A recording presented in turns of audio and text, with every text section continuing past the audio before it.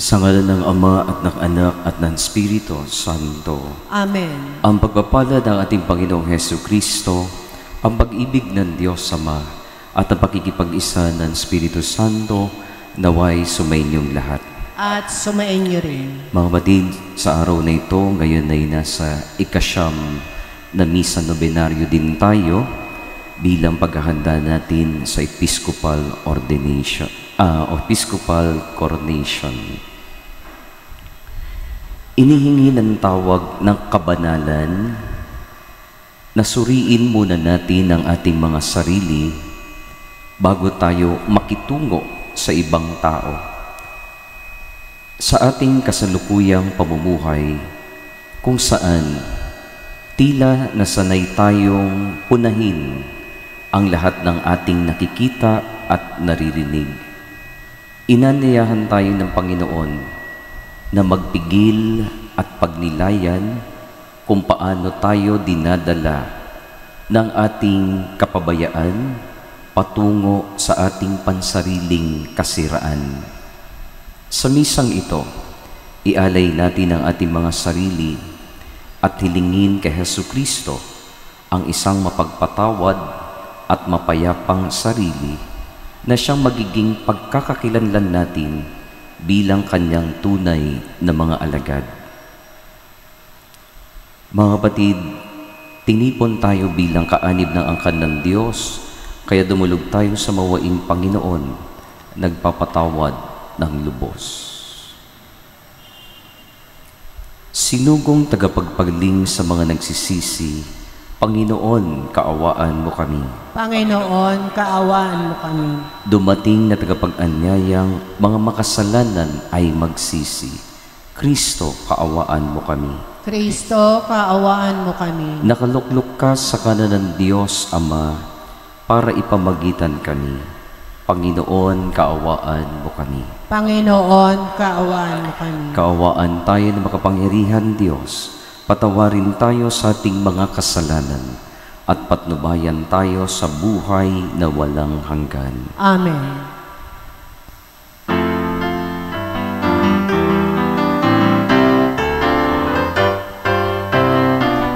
Papuri sa Diyos, papuri sa Diyos, sa kaitaasan. Papuri sa Diyos, papuri sa Diyos, papuri sa Diyos, sa kaitaasan. Papuri sa Diyos, at sa lupa'y kapayapaan sa mga taong kinalulugdan niya. Pinupuri ka namin, inarangal ka namin, sinasamba ka namin, ipinagpupundi ka namin. Papuri sa Diyos, papuri sa Diyos, sa kaitaasan. Papuri sa Diyos, pinasasalamatan ka namin, kayong dakilang angking kapurihan. Panginoong Diyos, Hari ng langit, Diyos amang makapangyarihan sa lahat. Panginoong Hesukristo, Bukong na anak. Panginoong Nasolero ng Diyos, anak ng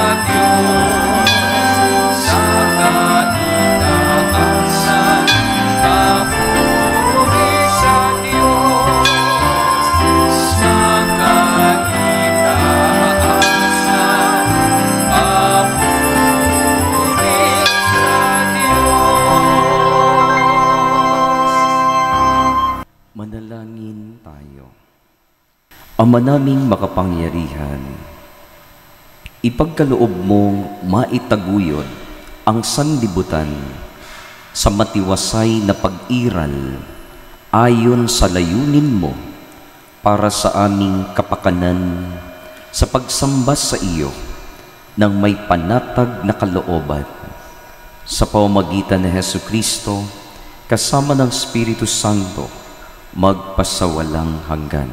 Amen. Pagpapahayag mula sa aklat ni Sirach. Pag niliglig mo ang bistay, maiiwan ang magaspang. Pag ang tao'y nagsalita, kapintasay lumilitaw. Ang gawa ng pagpalayok ay sa hurno na susubok. Ang pagkatao ng sinuman makikilala sa usapan.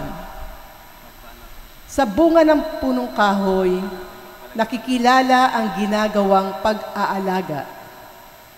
Sa pangungusap ng isang tao, dadamdamin niya na hahalata.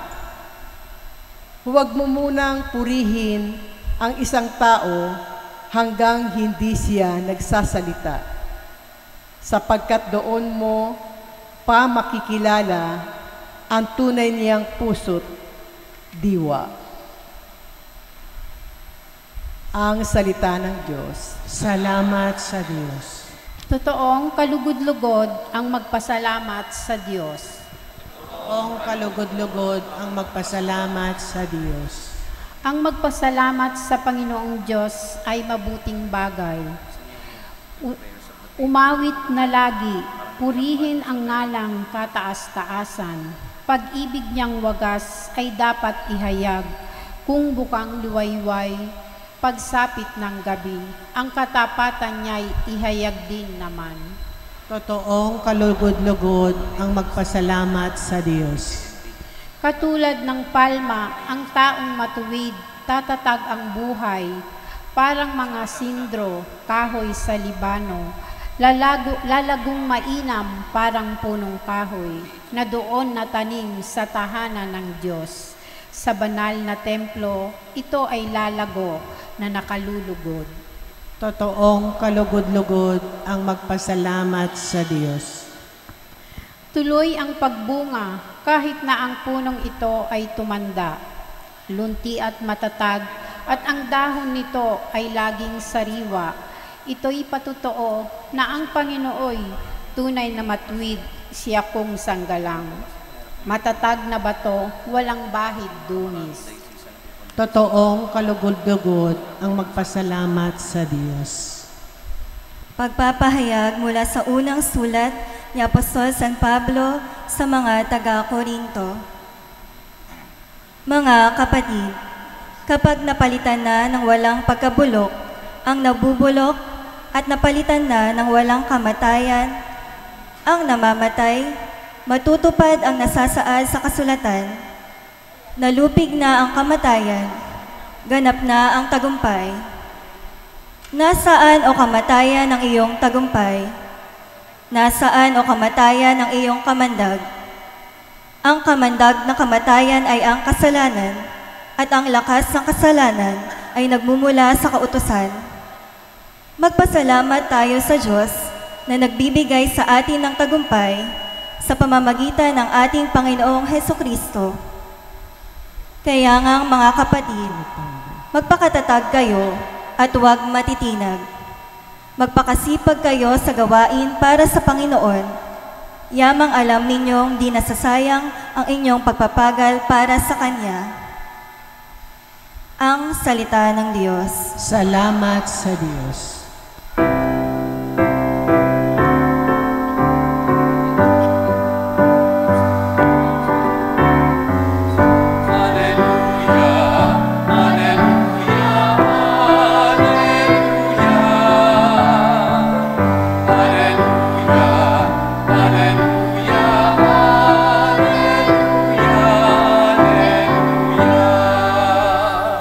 Sa daigdig ay laganap, liwanag na sumisikat, salitang buhay ng lahat.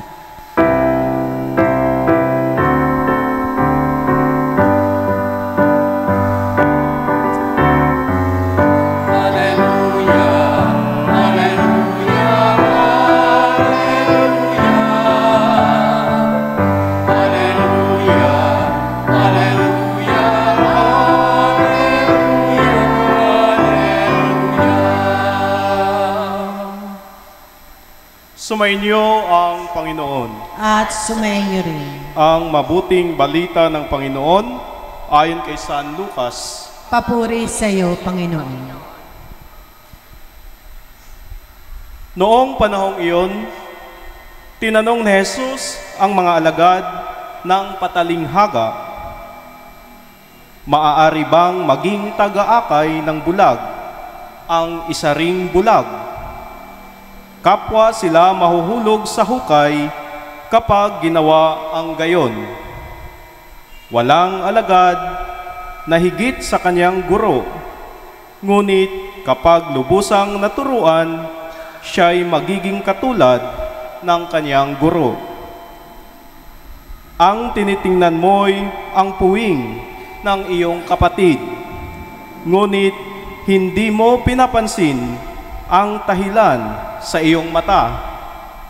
Paano mo masasabi sa iyong kapatid, "Kapatid, bayaan mong alisin ko ang iyong puwing," gayong hindi mo nakikita ang tahilang nasa iyong mata? Mapagpaimbabaw, alisin mo muna ang tahilan sa iyong mata at makakikita kang mabuti. Sa gayoy, maaalis mo ang puwing ng iyong kapatid. Walang mabuting punong kahoy na namumunga ng masama at walang masamang punong kahoy na namumunga ng mabuti. Nakikilala ang bawat punong kahoy sa pamamagitan ng kanyang bunga, sapagkat hindi nakapipitas ng igos sa puno ng aroma, at di rin nakapipitas ng ubas sa puno ng dawag. Ang mabuting tao ay nakapagdudulot ng mabuti, sapagkat tigib ng kabutihan ang kanyang puso. Ang masamang tao ay nakapagdudulot ng masama, sapagkat puno ng kasamaan ang kanyang puso. Sapagkat kung ano ang bukang bibig, siyang laman ng dibdib. Ang mabuting balita ng Panginoon. Pinupuri ka namin, Panginoong Heso Kristo. Magandang gabi po sa inyong lahat. Magandang gabi rin, Father. Palakpakan natin ang ating Panginoon.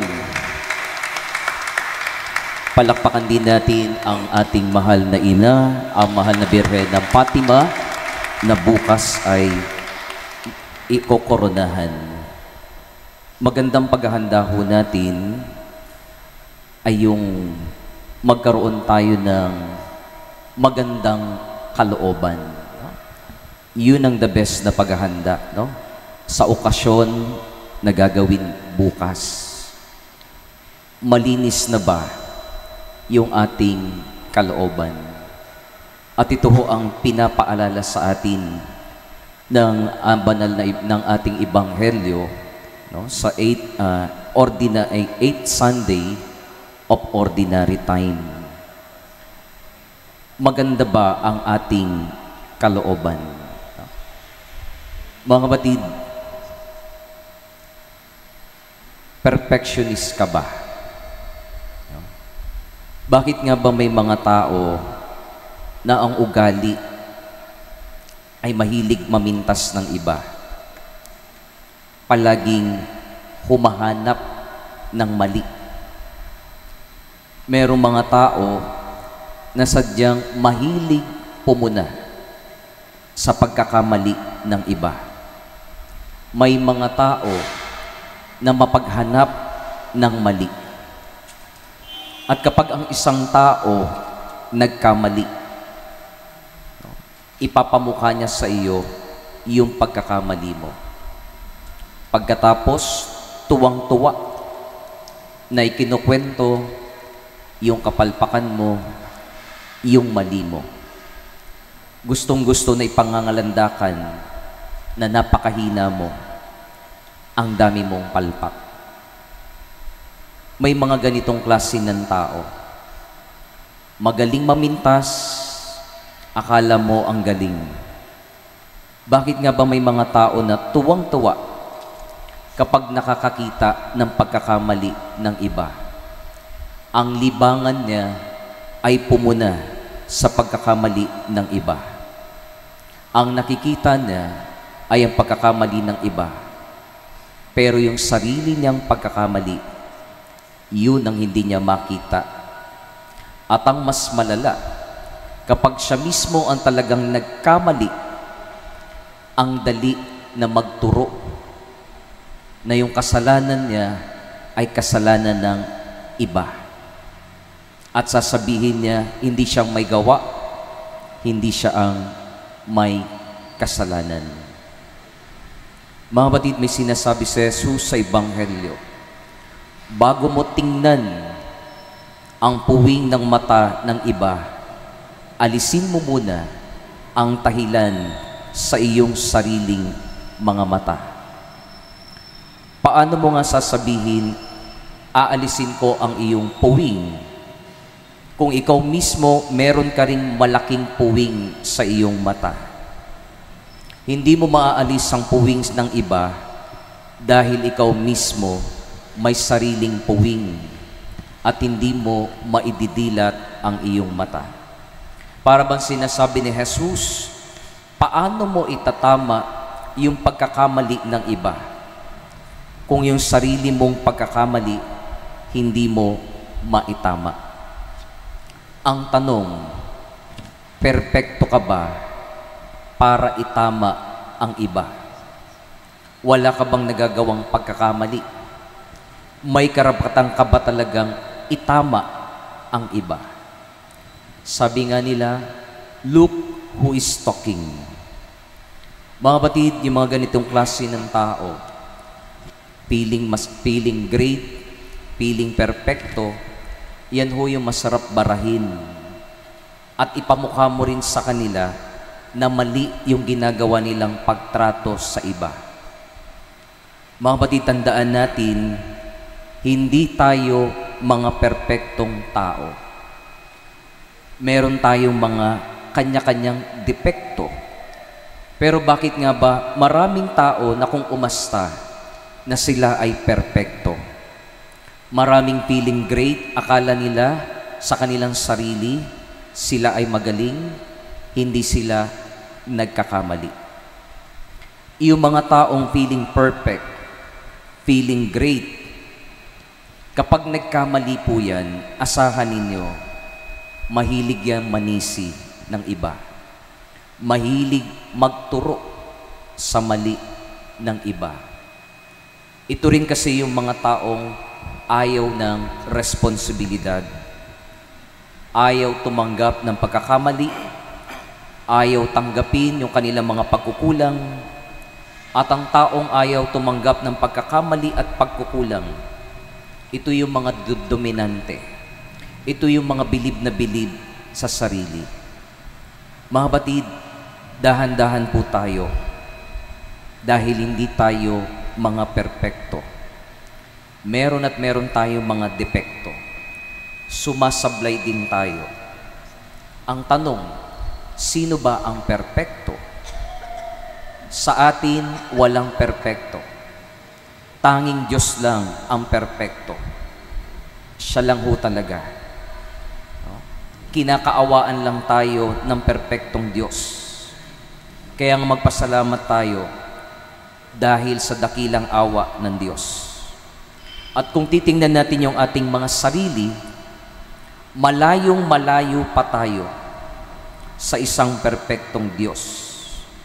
Kaya nga mga batid, ipinapaalala sa atin, huwag tayong manghusga at nang hindi tayo mahusgahan.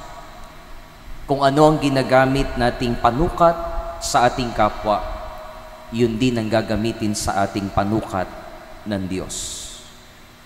Kaya nga iwasan natin na tayo ay makapanghusga. No? Sabi nga, bawal ang judgmental. Who are we to judge the other person? Huwag magmalinis dahil meron tayong dumi. Linisin mo muna ang hangarin ng iyong puso bago mo pangaralan ang iba? Paano ka magiging mabuting halimbawa ng iba kung ikaw mismo masamang ehemplo sa kapwa? Sinasabi rin ho sa Ebanghelyo, ang isang bulag, hindi niya pwedeng akayin ang isa pang bulag dahil parehas silang mahuhulog sa bangin. Ang isang makasalanan, hindi niya pwedeng gabayan ang isa ring makasalanan. Parehas silang mahuhulog sa mas matinding kasalanan. Kaya nga mga kapatid, kailangan natin ng gagabay sa ating mga landas. Kung gusto natin ng gabay sa buhay, patungo sa kabanalan, maghanap tayo ng gagabay na merong magandang kalooban. Sino ba ang may magandang kalooban? Dumulog tayo sa ating ating ina na si Maria, ang mahal na Birhen ng Fatima. Si Maria ang may kalinis-nisang puso na siyang gagabay sa atin, palapit sa kanyang anak na si Jesus, na siya namang may kabanal-banalang puso na gagabay sa atin patungo sa Diyos Ama. Napakaganda ho ng kalooban ni Jesus. Kaya nga inaanyayahan tayo, matuto tayo sa Kanya. The best coach in life, walang iba kundi si Jesus. Yun ay dahil sa Kanyang magandang kalooban. Mga kapatid, nakikilala ang isang tao na may magandang kalooban sa kanyang mga sinasabi, sa kanyang mga kilos at gawa. Kung ano ang buka ng bibig, ay siya rin laman ng dibdib. Kaya nga ang paanyaya sa atin, linisin muna natin yung ating sariling kalooban bago natin hangarin na linisin ang iba. Si Jesus ang gawin nating gabay upang magkaroon tayo ng magandang kalooban. At mangyayari yan kung hihingi rin tayo ng tulong, ng panalangin ng kanyang mahal na ina, si Maria. Ipahayag natin ang ating pananampalataya. Sumasampalataya ako sa Diyos amang makapangyarihan sa lahat, na may gawa ng langit at lupa. Sumasampalataya ako kay Jesucristo, isang anak ng Diyos, Panginoon nating lahat. Nagkatawang tao siya, alam ng Espiritu Santo. Ipinanganak ni Santa Maria Birhen, pinagpakasakit ni Poncio Pilato, ipinako sa krus na matay inilibing, nanaog sa kinaroroonan ng mga yumao, na may 3 araw na buhay na maguli, umakyat sa langit, naluluklok sa kanan ng Diyos amang makapangyarihan sa lahat. Doon magmumulang paririto at hukom sa buhay ng matay na tao. Sumasampalataya naman ako sa Diyos Espiritu Santo, sa banal na simbahang Katolika, sa kasamahan ng mga banal, sa kapatawaran ng mga kasalanan, sa pagkabuhay na muli na nangamatay na tao, at sa buhay na walang hanggan. Amen.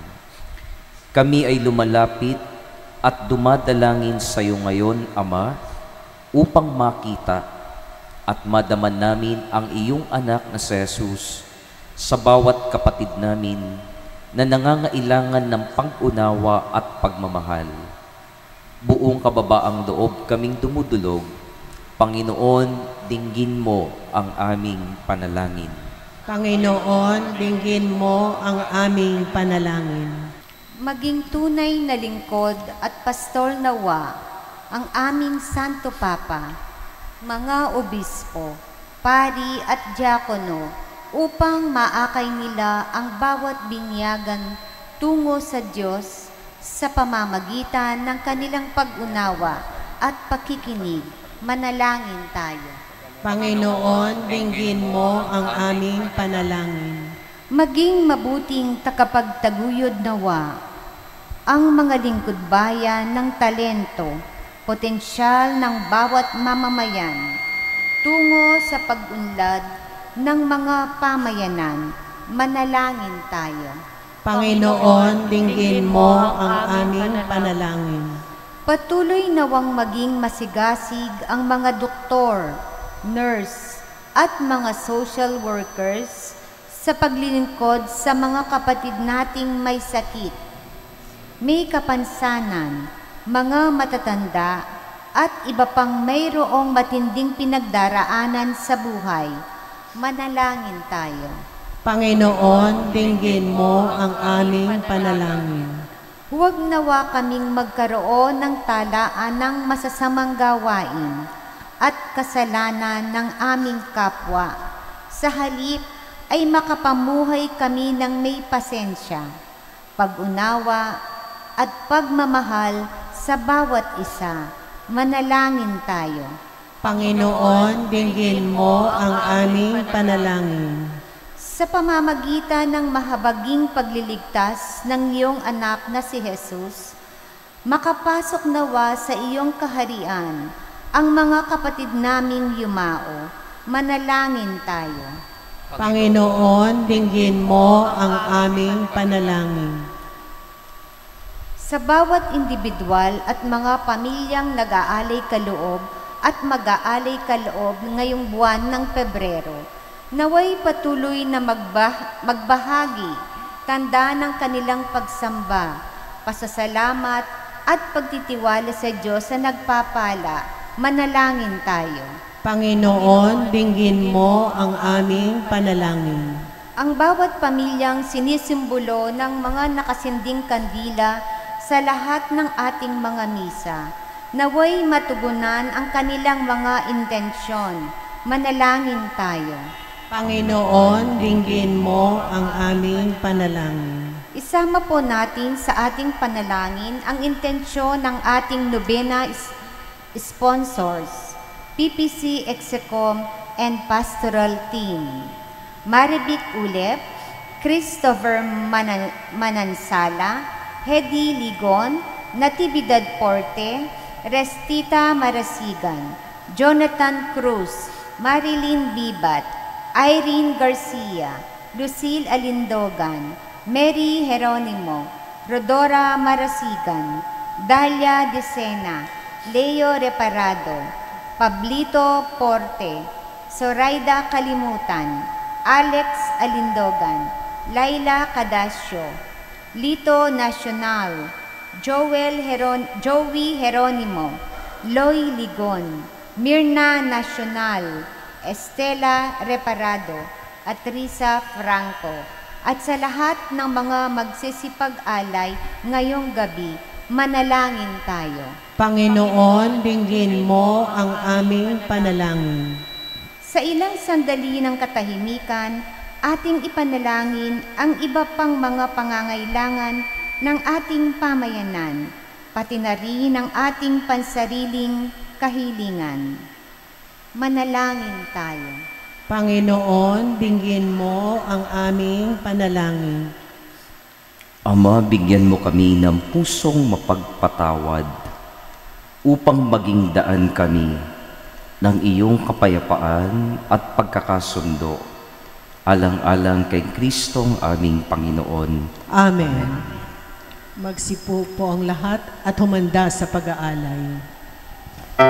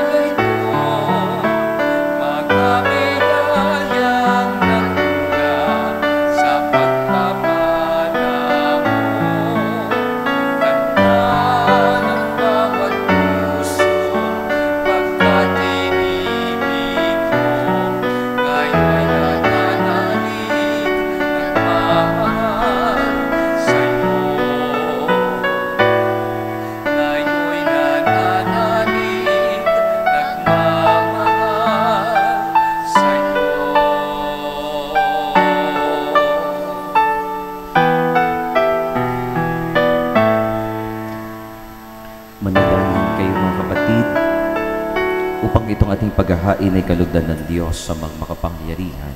Tanggapin nawa ng Panginoon itong paghahain sa iyong mga kamay, sa kapurihan niya at karangalan sa ating kapakinabangan at sa buong sambayanan niyang banal. Ama naming lumikha, ipinagkakaloob mo ang mga dapat ialay upang aming sambahin ang iyong ngalan. Kaawaan mo kami at pagbigyan upang ang iyong kaloob para kami ay makapaghain ay mapakinabangan bilang pagpapala mo sa amin. Sa pamamagitan ni Jesucristo, kasama ng Espiritu Santo, magpasawalang hanggan. Amen. Sumainyo ang Panginoon. At sumainyo Itaas rin. sa Diyos ang inyong puso at diwa. Itinaas na namin sa Panginoon. Pasalamatan natin ng Panginoong ating Diyos. Marapat na siya ay pasalamatan. Ama naming makapangyarihan, tunay nga marapat na ikaw ay aming pasalamatan. Sa iyong kagandahang loob, kami ay iyong ibinukod upang iyong maitampok sa kadakilaan mong lubos. Kahit na ikaw ay aming tinalikdan dahil sa aming pagkasalawahan, gumawa ka pa rin na magandang paraan, may manguna sa amin para ikaw ay balikan. Kaya't ang iyong minamahal na anak ay naging isa sa mga taong hamak upang may kapwa kaming makapagligtas sa aming pagkapahamak at pagkaligaw ng landas. Kaya kaisan ng mga anghel na nagsisiawit ng papuri sa iyo na walang humpay sa kalangitan, kami nagbubuni sa iyong kadakilaan.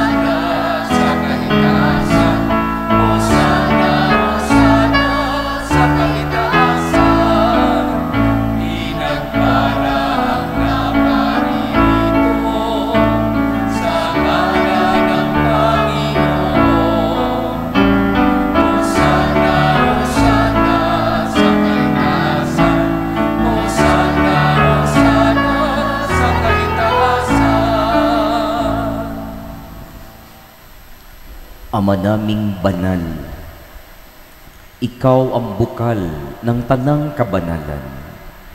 Kaya't sa pamamagitan ng iyong Espiritu, gawin mong banal ang mga kaloob na ito upang para sa amin ay maging katawan at dugo ng aming Panginoong Hesu Kristo. Bago niya pinagtiisang kusang loob na maging handog, hinawakan niya ang tinapay, pinasalamatan kanya, pinaghati-hati niya iyon, iniabot sa kanyang mga alagad at sinabi, "Tanggapin ninyong lahat ito at kanin. Ito ang aking katawan na iyahandog para sa inyo."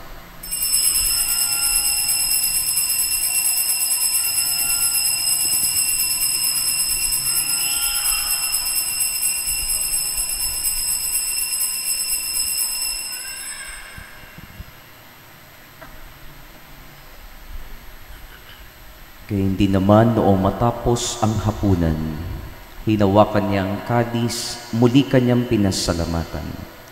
Iniabot niya ang kadis sa kanyang mga alagad at sinabi, "Tanggapin ninyong lahat ito at inumin. Ito ang kadis ng aking dugo, ng bago at walang hanggang tipan, ang aking dugo na ibubuhos para sa inyo at para sa lahat, sa kapagpapatawad ng mga kasalanan. Gawin ninyo ito sa pag-alaala sa akin."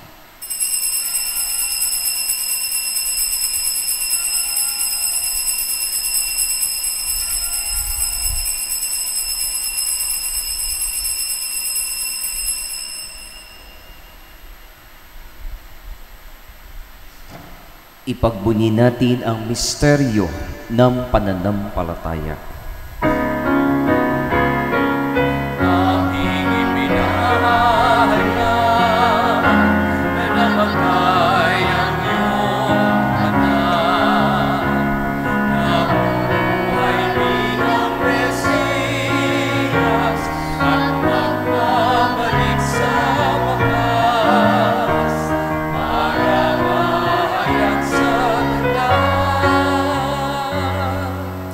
Ama, ginagawa namin ngayon ang pag-alaala sa pagkamatay at muling pagkabuhay ng iyong anak. Kaya tinialay namin sa iyo ang tinapay na nagbibigay buhay at ang kalis na nagkakaloob ng iyong kaligtasan. Kami ay nagpapasalamat dahil kami ay iyong minarapat na tumayo sa harap mo para maglingkod sa iyo. Isinasamo namin kaming magsasalo-salo sa katawan at dugo ni Kristo ay mabuklod sa pagkakaisa sa pamamagitan ng Espiritu Santo. Ama, lingapin mo ang iyong simbahang laganap sa buong daigdig. Puspusin mo kami sa pag-ibig kaysa ni Francisco na aming Santo Papa at ni Roberto na aming Obispo at ng Tanang Kaparian at ng mga reliyoso at reliyosa at lahat ng laikong mananampalataya na bumubuo ng iyong sambayanan. Alalahanin mo rin ang mga kapatid naming nahimlay na may pag-asang sila ay muling mabubuhay, gayon din ang lahat ng mga pumanaw. Kaawaan mo sila at patuloyin sa iyong kaliwanagan. Kaawaan mo at pagindapatin kaming lahat na makasalo sa iyong buhay na walang wakas. Kaisa ng mahal na Birheng Maria na ina ng Diyos, kaisa ni San Jose na kabiyak ng kanyang puso, kaisa ng mga apostol at ng lahat ng mga banal na namuhay dito sa daigdig ng kalugod-lugod sa iyo, maipagdiwang naman namin ang pagpupuri sa ikararangal mo sa pamamagitan ng iyong anak na aming Panginoong Hesu Kristo. Sa pamamagitan ni Kristo, kasama niya at sa Kanya, ang lahat ng parangal at papuri ay sa iyo, Diyos Amang makapangyarihan, kasama ng Espiritu Santo, magpasawalang hanggan.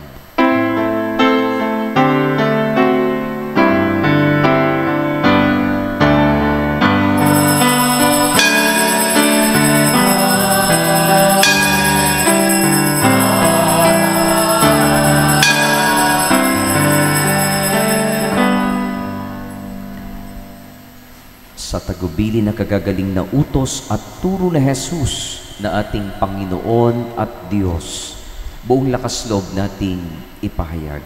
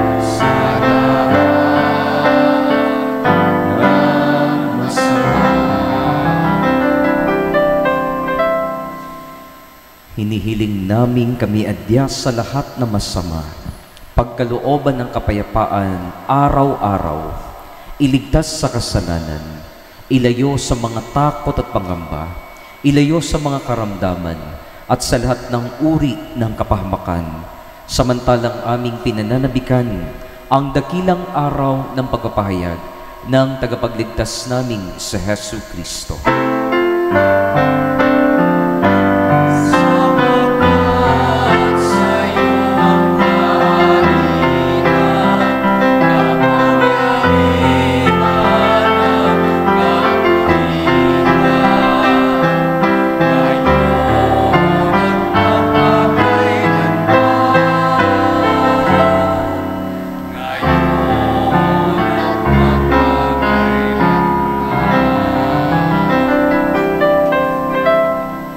Panginoong Hesu Kristo, sinabi mo sa iyong mga apostol, kapayapaan ang iniiwan ko sa inyo.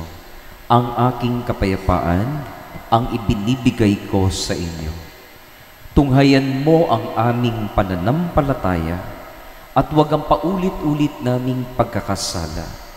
Pagkalooban mo kami ng kapayapaan at pagkakaisa ayon sa iyong kalooban, kasama ng Espiritu Santo, magpasawalang hanggan. Amen. Ang kapayapaan ng Panginoon ay laging sumainyo. At sumainyo rin. Magbigayan kayo ng kapayapaan sa isa't isa. Peace be with you.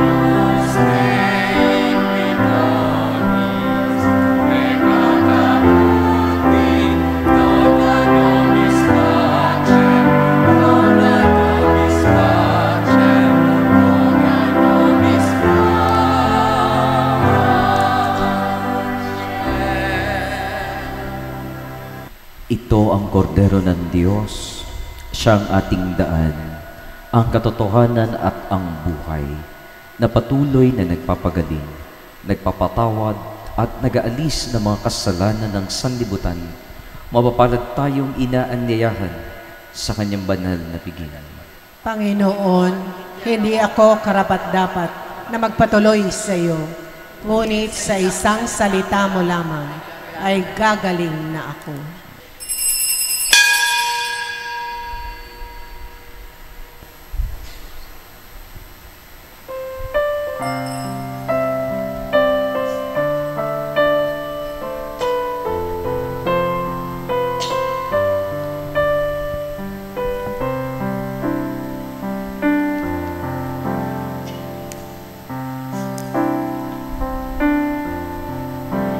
Sa ilalim ng iyong awa ay makalangit na biyaya, Maria, Ina, Ama, amo mong mukha, isang ilaw ng kapayapaan, isang tahimik na liwanag, gabay namin sa lubak at madilim na landas.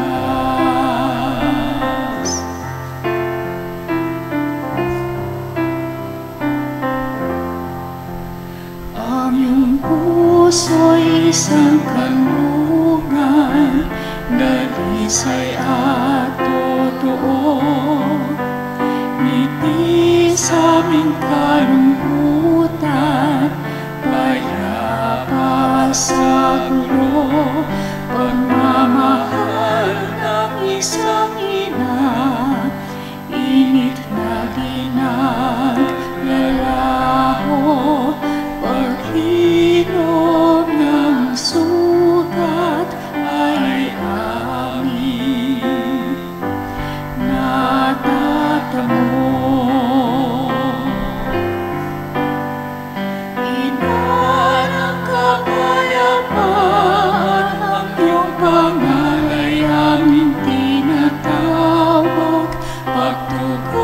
Sa aming dalangin ay iyong tinutupad sa mga oras ng problema. Ang iyong presensya'y nadarama, alinlang ay pinapawi ng pag-ibig mo, Ina.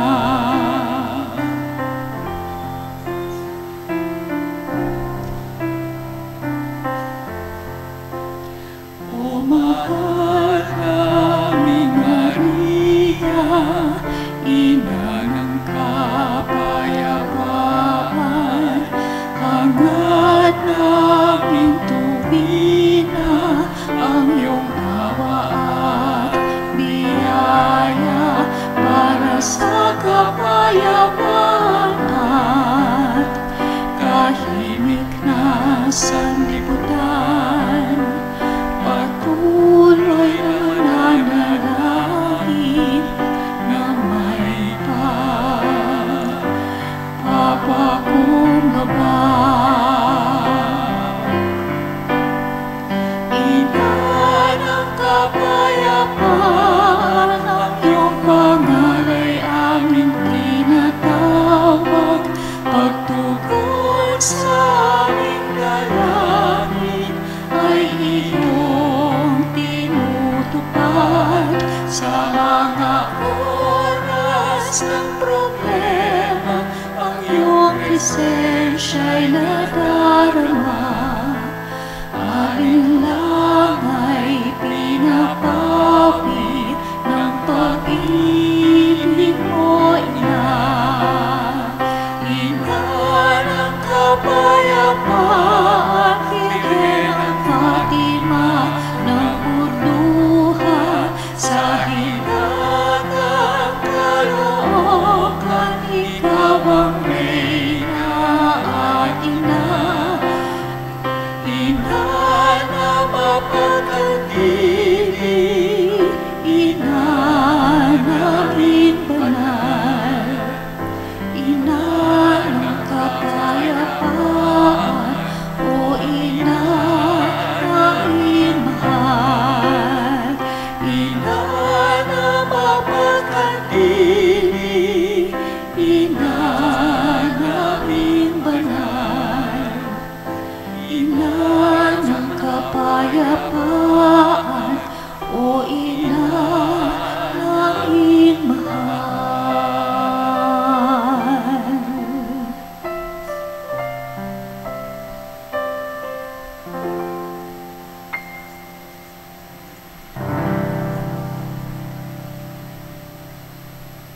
Manalangin tayo. Ama naming mapagmahal, kaming iyong pinapakinabang ay iyong kaawaan upang ang aming pinagsaluhan ay magdulot ng aming pakikilahok sa iyong buhay na hindi matatapos. Iniluluhog namin ito sa pamamagitan ni Jesucristo kasama ng Espiritu Santo magpasawalang hanggan. Amen. Magsilod po ang lahat. Prayer to Our Lady of Fatima for the Episcopal Coronation. Most Holy Virgin Mary, Queen of the Rosary and Mother of Mercy, we turn to you with hearts full of gratitude and hope. In your apparitions at Fatima, you called us to prayer, penance, and conversion. Now, as we prepare for your episcopal coronation, we entrust our lives our families, and our parish community to your maternal care. Guide us closer to your Son, Jesus, and help us to respond to your call with faith and love. O Immaculate Heart of Mary, we humbly ask you to intercede for us during this novena. Help us to grow in faith, hope, and love. Protect us from sin. Strengthen us in trials, and guide us along the path of eternal life. As we honor you with this coronation, may we also honor your Son, Jesus Christ, in all that we do.